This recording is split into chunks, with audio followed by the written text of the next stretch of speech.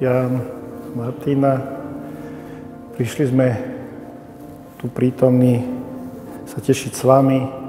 Stretli sme sa v Božom chráme, aby sme boli svedkami, ako si navzájom vyslúžite obrad sviatosti manželstva, ako jeden druhému dáte sľub o vernosti v láske, o trvalej láske až do smrti.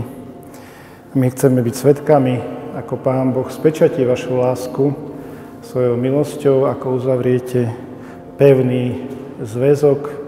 A nechceme byť len tu pri tejto vyslovovaní sviatosti, ale chceme byť s vami aj počas ďalších dní, aby ste tento zväzok svedčili aj pred nami a ukázali, že Boh vás drží.